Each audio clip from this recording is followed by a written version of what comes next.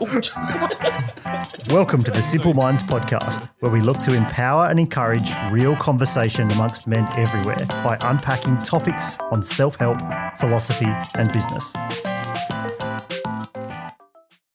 Welcome, Simple Minds fans near and far. My name's Travis Hato. I'm your host on this beautiful Friday, somewhere where you're listening to this in the world, hopefully on a Friday, maybe on a Saturday. You know what, Marco? Maybe on a Sunday.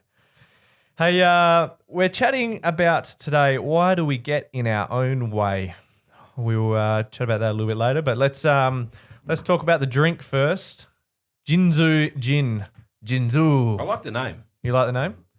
To be honest, it's got with delicate layers of yuzu, lemon sake, a hint of cherry blossom flavour. There you go, Jinzu Gin. With a little bit of tonic water, no ice, because we're hardcore. So is it just sounding like it's made in Japan, or is it made in Japan? No, it's distilled in London. Distilled in London. It's A British just sounding, gin with a Japanese twist. With a Japanese brand. Japanese branding. Just felt like we needed... In case you didn't check the bottle. Well, where did gin originate, Marky? Do you know? I have because what's all the its- what's earlier its gins I used to origin? drink were like out of the London, like London Beefeater and all that shit. Yeah, I think in the UK. You think so? It's the origin. Because the Queen drinks it. She drinks Tanqueray.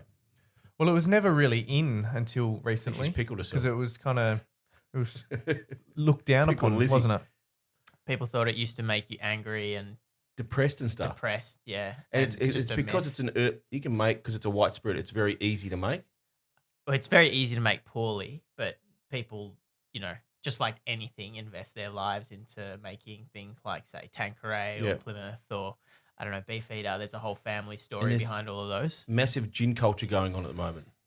Yeah, what I it's can actually see. been going on for quite a while Has it? now. Gin came back into vogue quite a while ago, especially with like the second golden age of cocktails.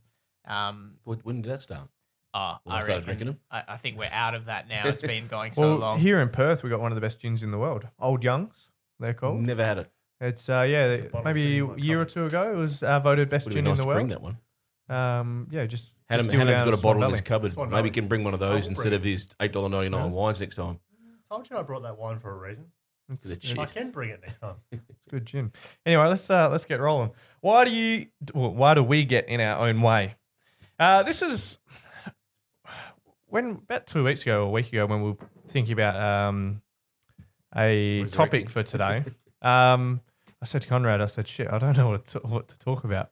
And he goes, "Well, let's talk about the question that you're asking yourself the most." So that's what we're doing. But you already had a topic.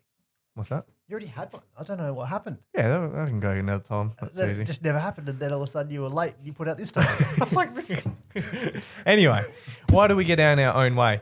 I think what really sort of won out of today is to sort of, one, give some practical tips, but two, to workshop a little bit of my shit.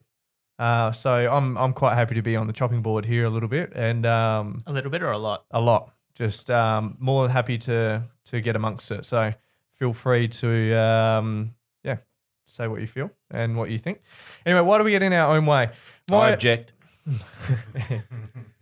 As a small business owner, success and growth is dependent on you. For the business to grow, why is it that we get in our own way? Something that I've been grappling with in the last probably 12 months is that, my businesses are growing, or one's growing exponentially and the other one's sort of staying the same. But for me to really experience that growth and get to the next level as a leader, I default back to my normal shit, right? So I know that I crave control. That's something that I've figured out to this point. And I know that one of my biggest beliefs is that I fear that I'm not good enough. So, I make decisions based on, not being good enough. So I'd rather, keep digging the hole rather than get out and kind of wipe my hands and go, you know what, guys, I fucked up. All right. So they're two real things that I've kind of really learned about myself just in probably the last 2 years. And, this same issue keeps coming up in business. So I'm growing and I sit down with myself and I put in all this structure of going, all right, well, I need to put in processes to relinquish control and empower others and invest in other people. And that's because that's the only way that I'm going to get to the next level and buy back that time that I ever so want. But yet, as soon as I do that, I set everyone up around me for failure. So I don't give them what they need, or I don't set them up to enable themselves to succeed purely because subconsciously I want that control back. And I know that I keep doing this, and I don't understand why I keep doing it. What's an example? So say imputer, right? Sales guy, Jackson. I will empower him and give him a whole heap of whole heap of responsibility, right? And then I won't truly give him all the pieces necessary to succeed. So I won't teach him, or I won't give him the resources that he needs to enable to do the job. And then I try to accept that, you know what, it's not going to be done to my 100% level. It's going to be done, at my 80%. I have to be okay with that. But as soon as it's, a tick down, I run in there and take it all back. And I'll go, whoa, no, you're not doing this right. This has to be done correctly.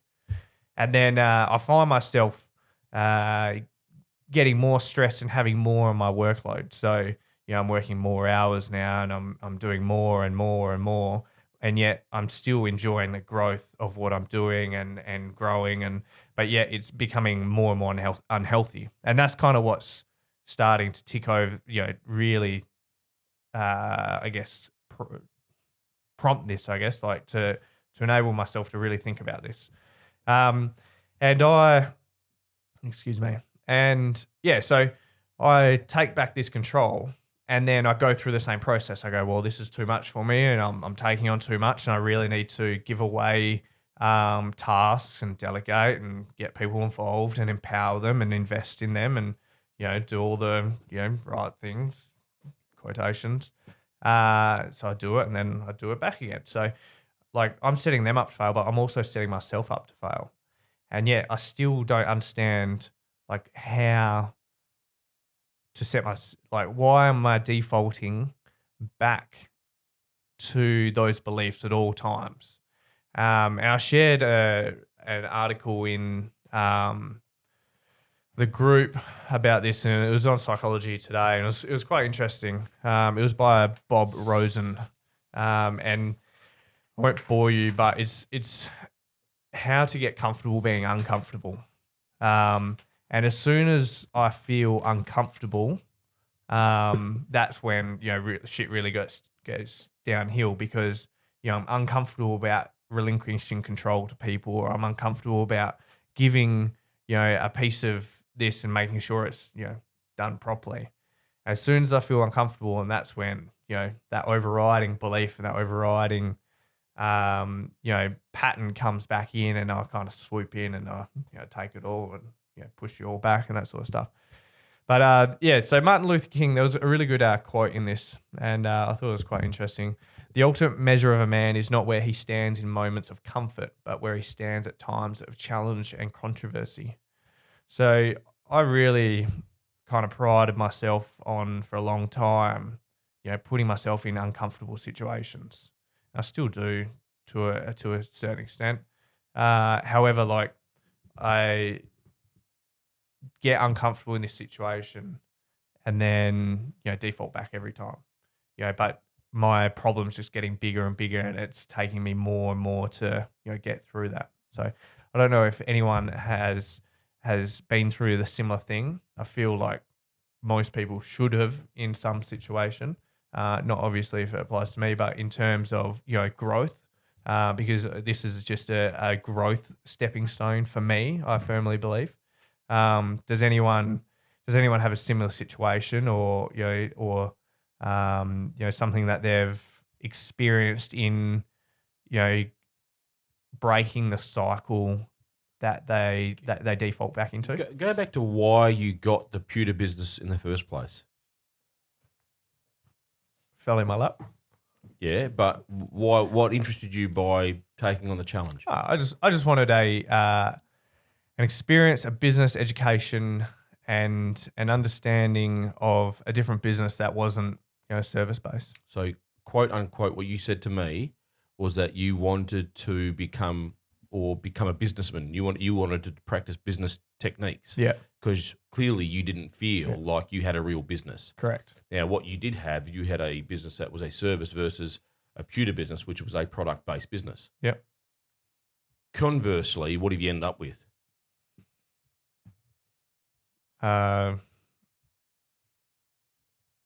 What did you say to me a couple of weeks ago? That you're outsourcing most of your work. Yeah, So you've commoditized photography and video, yeah. I've created a business.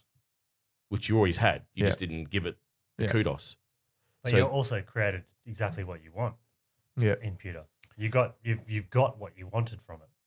Yeah, you got the lesson because you've now inverted it. But I think the challenging thing that I'm seeing here at the moment is the control aspect, which is something I have experienced. And when we talk about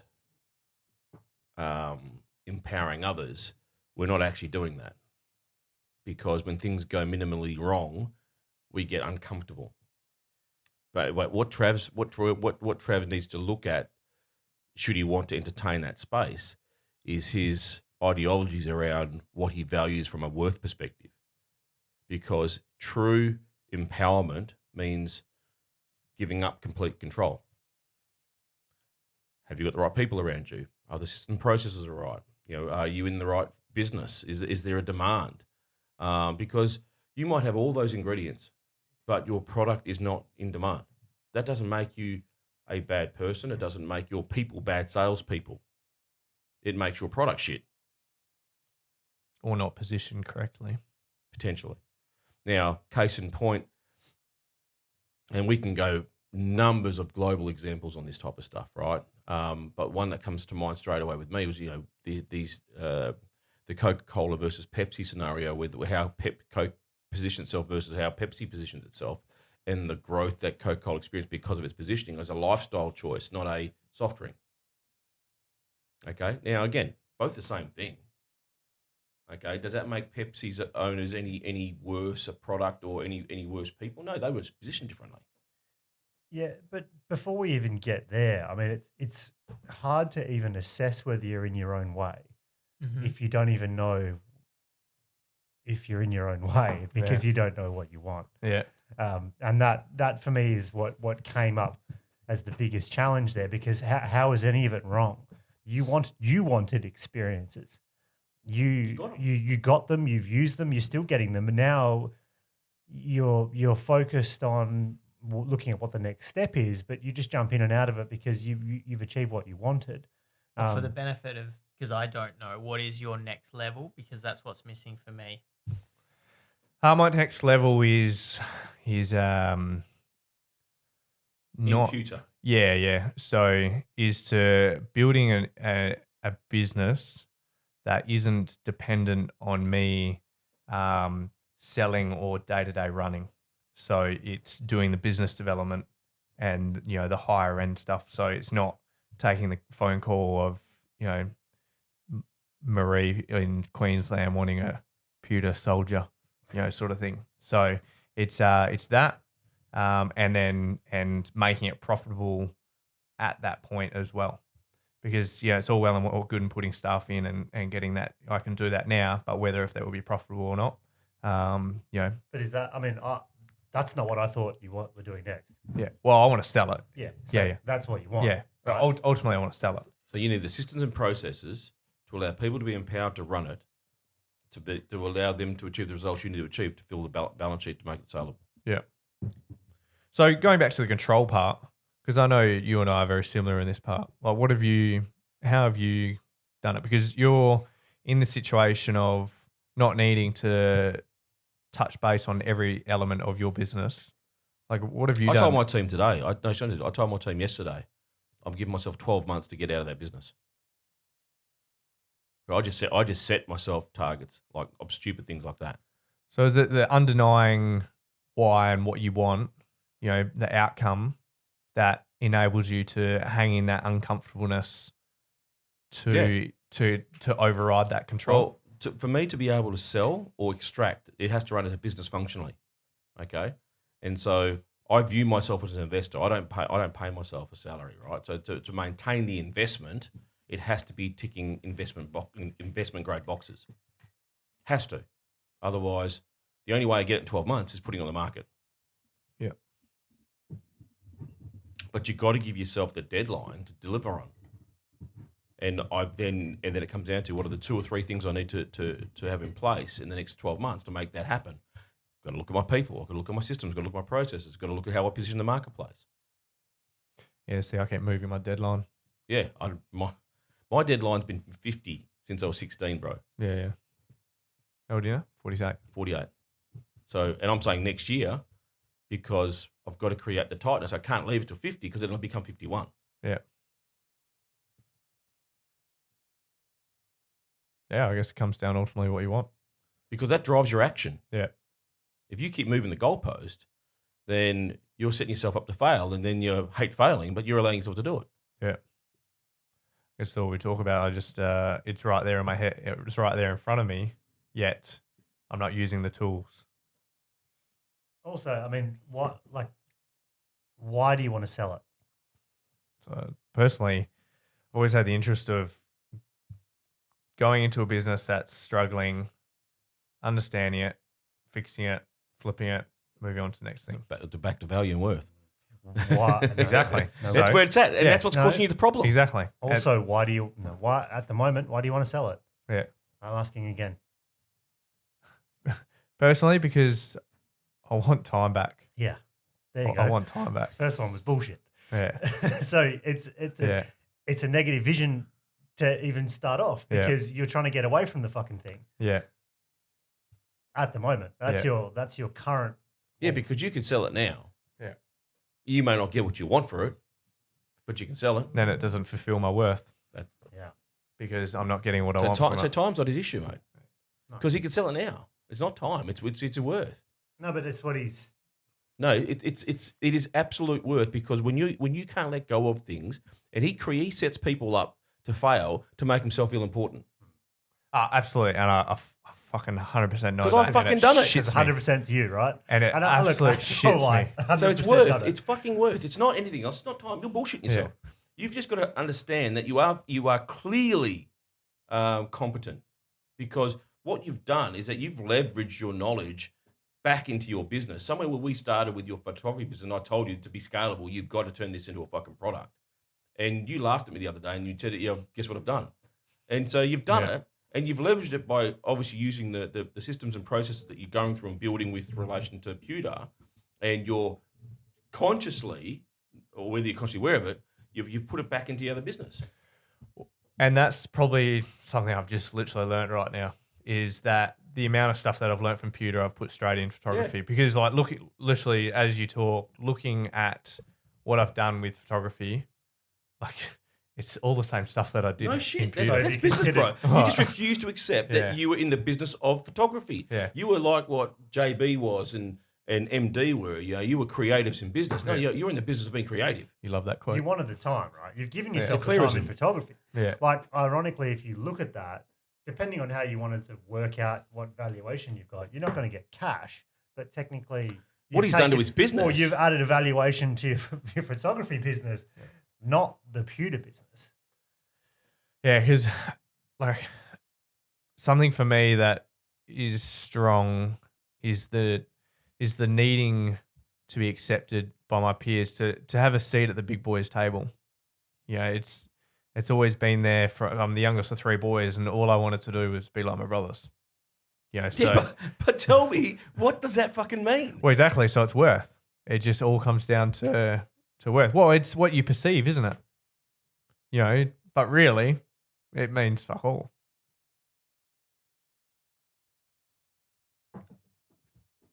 Episode done. Yeah, no, I think that's done. So you're going to sell the business now for whatever the fuck. So it's worth what the market will pay, mate. So put it out there and get rid of it. Yeah. 90 days, it's probably gone. Yeah. then you can float around and spend all your time with your family because you've leveraged it to fix the photography business, and now you don't have to do anything. But so it's actually a beautiful thing that like I've never actually attributed that to that. Like that, my growth from photography has come from, to put it in perspective, photography this year from last year, I've had 38% of growth. And then the year before that, probably 28 to 30. Imagine if you worked on it full time. Here's Yeah. something for you. Here's something Yeah, for yeah. you, because I think there's also an element of loyalty to your staff members that you got there, right? Which I think more importantly, the main dude, what's his name? Daryl. Here's something for you. Try and orchestrate a deal where he can buy it. Yep. Now, that might mean there's an element of vendor finance in play. Might mean that you're still giving him some support over the top from whatever, because it's not going to mean anything to anybody else more than him. Yeah. If you can make that happen, I reckon it's a massive win.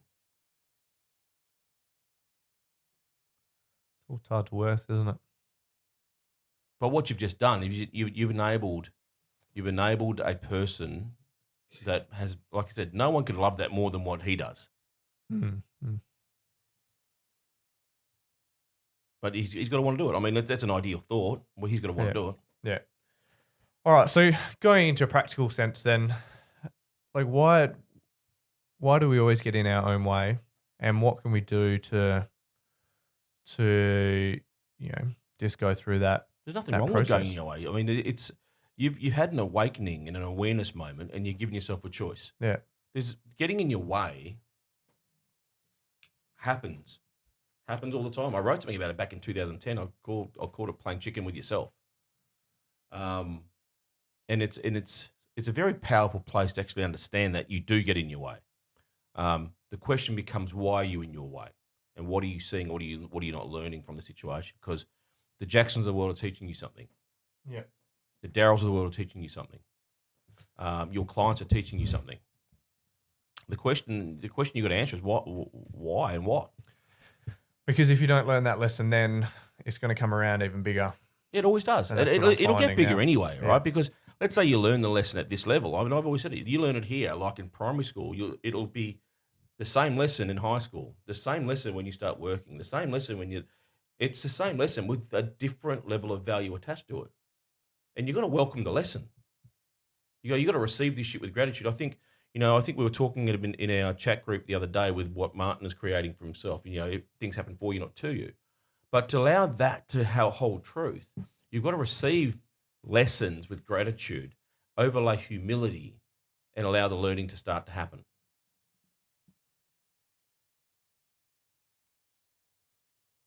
Otherwise, if you don't use gratitude and humility, it's just going to happen to you. Yeah, that's So what it's given you financially, what it's cost you versus what it's given you. I mean, I'll be interested for you to do that math, because if you apply the learning on a linear timeline extrapolate over a period of time, mate, it's a great tool. It's been a great business. Now in isolation, probably not so much. Yeah. But in the grand scheme of things, very much so. And it's having that gratitude of that rather than associating your worth to it in isolation. Yep. Which I'm currently doing. So then that puts a negative. The integration of the light and the dark. Yeah, so that puts a negative focus on it, hence why the goalpost keeps moving. And so the valuation or the price you want for this thing, where'd that number come from? And why is that number the number that egoically you're like, hey, I'm fine with that. I'm not fine with less. Well, that's obviously what I'd impinge my worth on for that exact reason of what I think I've put into it, what I think I should be getting out of it. Oh, that's not egoically. That's just factual data, right? Well, you very rarely ever, even with anyone's it's business. obviously not tied exactly to like a multiple. It's a number that he wants. He's made the number up. I mean, it's all multiple. Is it a multiple that you want? It's not. I've just made it up He's made it up. straight away, straight up. I set myself. That's my target.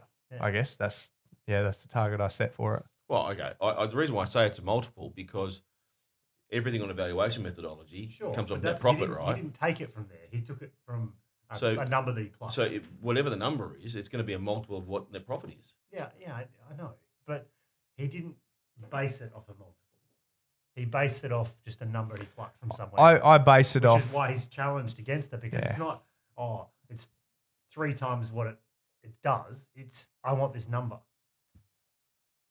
So he's not actually looking for market value. He's looking for his number. Yeah, I'm 100% agree with Matt. Yeah, it's a number that was based off my worth rather than market value. Good luck. Well, that's why he's not even on the market. That's why I haven't tried. No. Yeah, because it's not worth it. Yeah. Yeah, but again, he's looking at an isolation. When you reverse engineer it and you look at it in context of what it's created. I'm not saying the value's not there, that he hasn't created. No, the value is there for Travis. It may not be there for someone that wants to pay it. That's what I mean. But he's tied himself to a number that doesn't actually reflect a multiple, which means it doesn't reflect what it's worth. The process of buying and selling. It's selling my old VK Commodore 1985 for 25 grand because that's what I think it's worth. Yeah, it's like saying I want that, but not truly wanting it, or emotionally connecting to it. And then you'll never truly get it because it's not what you're focusing on. Well, the arbitrage with everything is always, what it sells for is what someone else is willing to pay for it. Yeah. Regardless of what you want to make out of it. If you get what you want to make out of it, no problems. All right, then growth comes from discomfort. So how do we stay in discomfort?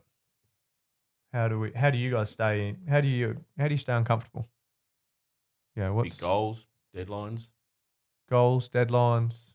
Marco, how do you stay uncomfortable? I think I appreciated this the other week. I live in imposter syndrome, and so therefore I think I live in discomfort. So for me, it's just living. Sorry, living. Well, for me, I'm going through a phase of every single job that I take on and charge money for. I'm like, not sure. Well, I'm not sure I can do it to the level that I want to do it, and I'm not convinced that I'm convinced that I'm charging them too much money, and that I won't get a satisfied customer at the end of it.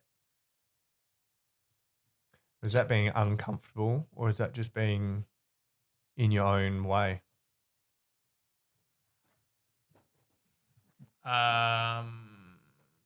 Is that exact same example of me with control, but you just with being an imposter? It's your hiding spot, Marco. Yeah.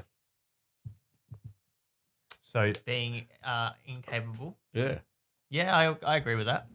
Because we all know you're fucking not. I mean, that's. Yeah. But your opinion of yourself is highly more important than what anyone else will say, right? But I agree. But you're like, he says you're more capable. You're like, yeah. But I know, of what I know of you, and straight away to me, it's like knowing you, it's where you're hiding, and you're okay to hide there. Okay, so then the question is, how do I? Well, you're uncomfortable would be accepting exactly what you're doing and being happy or tripling the price. Yeah. Here's a meta moment for you. I'm uncomfortable because I'm being asked for advice on this that I don't feel I'm qualified to give. But you are. Within your sphere of experience, you've got an opinion of some sort. Whether it has any worth to Travis or not is largely irrelevant. Sure. Okay. Well, take on bigger. How do I stay uncomfortable? Is by continuing to say yes to things that scare me. Yep.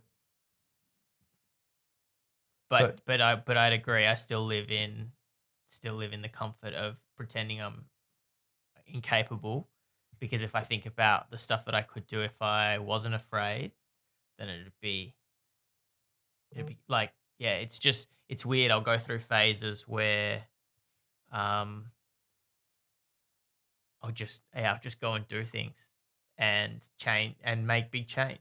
Yeah, and great shit happens. Yeah. Most of the time, from what I know. I Yeah. mean, fuck, you got to break a few eggs every now and then when you go after good big things. But I think how do I get uncomfortable is by not giving. If I look at things, so here's the example that I've got in my head that I'm using to draw wisdom on. The other day, I checked back into the British Basketball League social media channels, and I see that the top team is doing the exact behind the scenes style content that I started all the way back at Hawks a few years ago. So there are two leagues that have been impacted by that. There's the British Basketball League and there's the Australian National Basketball League. Both yeah. empowered by me, right? Yeah. Oh, SBL, No. NBL. SBL, NBL, and the British Basketball Now it'll League. be netball. well, the Boomer stuff. I mean, Matter Boomers. Adeponya and you pretty much leveraged him into that space too. I mean, he Yeah. wasn't there before you got there. No, exactly. So like he is much more gifted in terms of technical and Oh, he's connected too, and right? he's connected, but he also understands the game. Yeah. But I placed him in the Royals that gave him the opportunity to really cut his teeth in that. And the only other thing. So I'm drawing on this example No, please. because I remember rocking up the first Hawks TV. I knew nothing about basketball. I knew nothing about the camera. I knew nothing about nothing. I didn't consider all of that. I just knew the vision, and I disregarded all of what could potentially be embarrassing, and it was really uncomfortable. Like, no lie, I took a couple of shots before going and shooting that game, like alcoholic shots, because I was nervous. Like I needed to calm the nerves. Like, but I didn't. Like I was like intensely embarrassed the whole time, but I didn't. Sorry, drink alcohol, and that's how you. Fuck, mate, I wouldn't. Yeah. I think I've done it a few times I've for certainly big done things. So it's almost like do the opposite Well- of what your default is. Well, again, I mean, I'll come back to, and I know you don't generally like the opposite, right? I mean, but what I err I'm with you. I err with you in why you don't have a real comfort with it. It's been a very low level space for me to create or engineer movement and outcome. Okay. And it served me really, really well. I know in watching these episodes of this rewind thing, Joe Dispenza refers to using the opposite as a leveraging point for low level, unsustainable success. Yep. And Right. that's where I agree with it. And you said you gave me that clarity. So what Conrad and I were talking about was you can just do the opposite to achieve what you want. Because if you get in your own way, then doing the opposite of what you want to do, you're going to get it. But if you then hold the belief of you can't create when you're reacting, and if you do the opposite of what your normal thing is, you're just reacting to something. You're not creating towards something. So really, that's not creating. It's just reacting again. Okay. But your question is, how do you get uncomfortable? Do the opposite of what you normally do. Yeah, that's going to That get you is uncomfortable going straight to get away. you uncomfortable. If you want to learn it, just do the opposite. Yeah. If you normally say no, say yes. Yeah. And if you normally say yes, say no. It's a real simple technique. Yeah, because then and if you normally take power, don't take power. yeah. if you normally take shots, take shots. Don't take Don't shots. take shots. Yeah, if you normally take control, don't take control. There you go. It's hard, And then mate. Like I it said, is hard. I'm struggling. I'm no word of a lie. I mean, this week has been absolutely disgraceful for the amount of lack of control I've had to give up, and then I'm finding myself blowing up around the place. It's We noticed the blow up. it's the process I will have to Bullet go and through. inspired shop. It's a process I will have to go through, Yeah. and then overlay the tools I now know and have to then give myself that moment of pause, reflect, respond, Yeah. better than reacting. I like that. Pause and reflect is a great tool, isn't it? And then with the uncomfortable, with the periods of discomfort, you said it before, be grateful for the moves you make in that period of discomfort because you won't get as far as you want to get. Yeah. You won't get there, like, because you're doing the opposite of your nature. So you will fall short unless, like, I don't know, one every now and then maybe. But lately I go into things and I am trying to change certain behaviors or aspects of the way that, like, I'm thinking about the way I shoot, and I'll come away still disappointed. But then I talk to myself in the car, like I'm literally out loud talking to myself saying, yeah, but you did that and you have to give yourself credit for that. So the gratitude bit has to come in. Moff. Yeah, the one. G'day, Hey, Bob. Hey, Hey, Bob. there he is. No, I'm gonna be quite. Please comment, subscribe. Straight down the line here. I guess your default, in my eyes, is that you don't take action. So how do you? Yeah, that's your observation. Sorry, my Stop observation. telling him who he is. Yeah, sorry, my observation. You know what I meant. It was of don't take action. So I feel that's your default. You're comfortable. How have you been getting uncomfortable or, not defaulting, not getting in your own way? Yeah, well, first of all, I can 100% relate to the control issue, and a big part of kind of like getting in your own way, I often refer to it as like treading on your own dick. Mate. And Is that something you're not telling us? No, sorry, but hey, we'll roll with it. Have you got tiny legs or something? I wouldn't say I wish I could, because that would be very unserviceable. I'm pretty sure it's a Turn into a cobra. thing I picked up from being in the army as well. Cobra dick.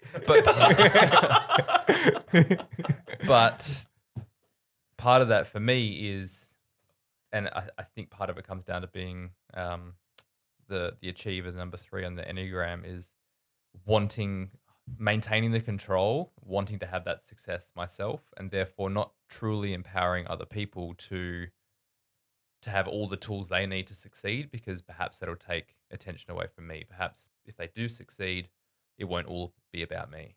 I know for me, that's one that on reflection kind of shows up a little bit, or a lot, is doing too much, taking on too much control, trying to do everything, and therefore not doing an average job of everything, because I'm not so much afraid of what they'll do, that they won't do it as well as I will. But I think a big part of it is just being afraid of what if they do a good job of it and they get the praise, they get that attention gets drawn away from me. That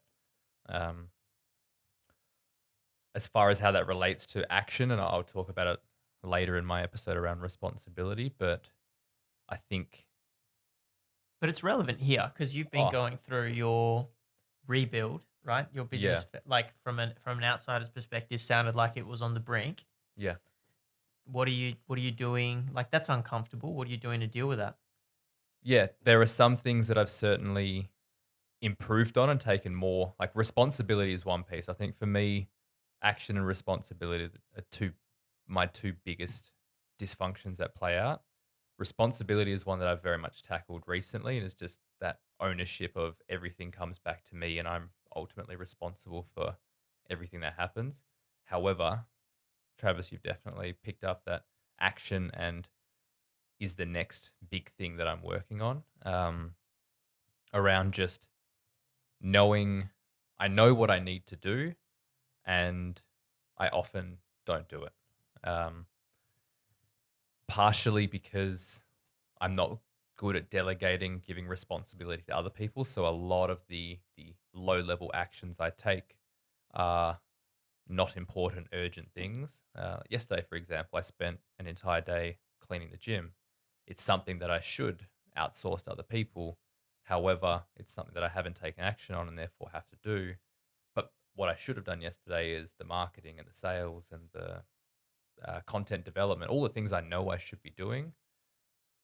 But now I'll do that on Monday because I need to clean the gym today.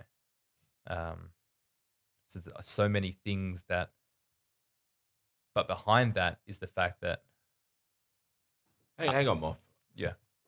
So explain to me why you're choosing to clean the gym. Now, because I clean my office still, right? Well, my mum does most of it, but I so why are you choosing to clean the gym? The initial thought is that because I want it to be presentable and I care about... No, what's the truth? I mean, forget what the initial thought is. Of course, yeah. On further reflection, it's just a fear of doing the things I need to do.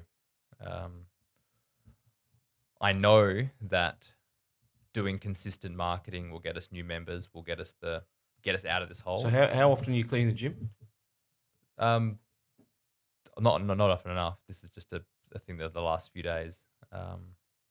But before that, it was laying the tiles. Before that, it was building and getting on the tools. I spent most of the COVID shutdown kind of on a grinder, putting up boards, just doing a whole lot of things that probably weren't the best use of my time. But it's just the same reason people clean their room when they should be doing their study or whatever. It's just procrastination disguised as productivity. But is this so before this conversation, is that choice to clean versus market, is it a conscious choice? Not, It has to be because you're aware of it. yeah, Well, I'm just asking. I'm not sure whether he was aware of it. Otherwise, it might have been just about reflection. Oh, okay. yeah. So in that moment, when you're choosing the recent moment, you're choosing to clean your gym, are you consciously aware that you should be marketing? I was. I knew yesterday that I'll clean the gym today. I'll do the marketing on Monday. That was the decision I made. So, but we're talking about like the urgent versus important, right? And I think if I'm reading it right, you're saying it should have been delegated or dealt with before, but it became an urgent problem, which was urgent enough to take away from your important problem. Yeah. The biggest thing that plays out for me is that urgent, not important tasks, like cleaning, for example, overtake not urgent, important tasks like sales and marketing. I clean my office because I enjoy hanging out with my mum, man. You understand why you do that though, but Jacob's just using it as a tool to get away from. But then he knows why he's doing it. Wait, does he? Well, you just said it.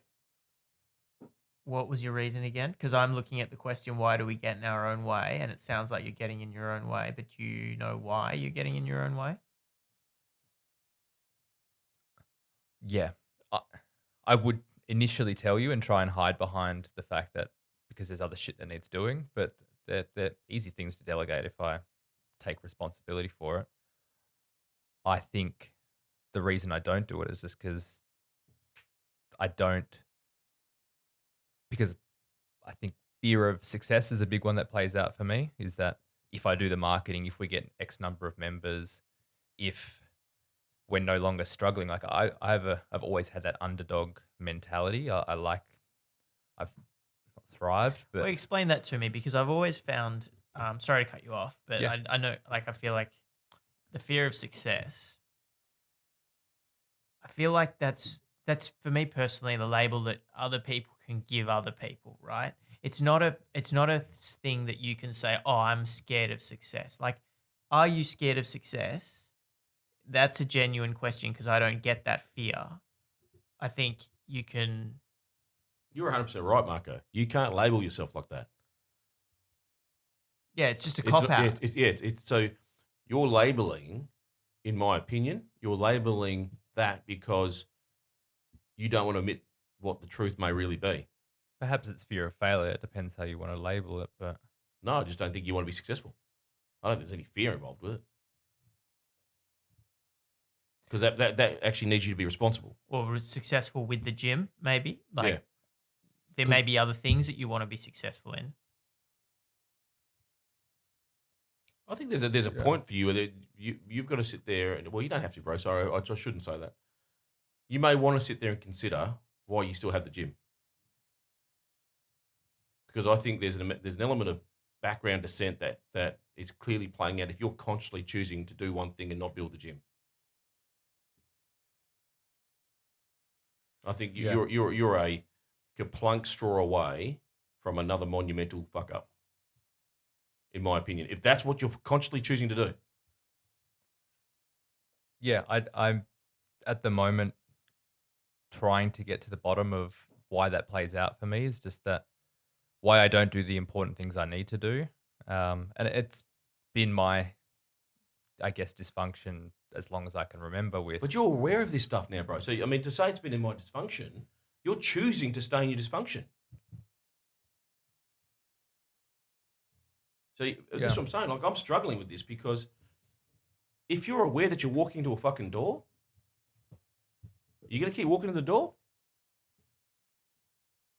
No. But you are.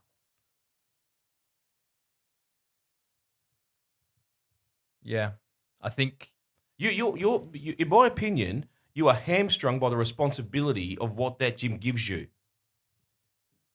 And you don't like that, so you hide from it. You like the ideology of having a gym. You like the status of jumping on there and doing what it does. And I guarantee what your gym does is give people a lot of opportunity. Okay? But it throws responsibility back your way. Yep. And it's not fear of success. You just don't want to be responsible for it. You know, whoever's invested the money in it, whoever's working there, whatever you owe back, whoever, you don't want it. That's what you don't want to do, because doing the work to market is to pay back those people. Yeah. That's what's obvious to me. Because I consciously choose to work with my mum, to hang out with my mum. I don't give a fuck what anyone tells me about why I clean my office, because everyone tells me I should just pay someone. Yep. All right, but it stops me drinking on a Friday night. It gets me up early on a Saturday, and I get to hang out with my mum. What's the link between cleaning your office and hanging out with your mum? She cleans my office, so I go and help her. Okay, that makes sense. He reads the financial review. Well, the reality is she does most of it. You don't clean, Conrad. Don't be serious. Let's just put this down that you're there when the cleaning's done. Fine, whatever. All right, let's I think wrap this up at the moment. Sorry to workshop you, Marco, and you, Moff. We'll pick this up on my episode. I didn't envision us going hot seating both you two, but no, thank you for tuning in. I hope you got some value out of it. I certainly did. I chose to be vulnerable on this episode, so hopefully if you get something out, that's great. So thank you for tuning in. We'll see you Share, comment. next Friday. Like, share, comment. Buy a pewter soldier. He needs to get his valuation up. If you can buy a few. Buy 1,000 pewter soldiers. All right, bye for now. See you later. Thanks for listening to the Simple Minds podcast. If you like our show and want to know more, then check out our website at simplemindspodcast.com. If you like, you can even leave us a review on Apple Podcasts or share this episode with a friend. The Simple Minds podcast is also on Facebook, Insta, and for those that like to keep things formal, LinkedIn. So follow us there if you want to keep up with the latest updates from the show. See you next week.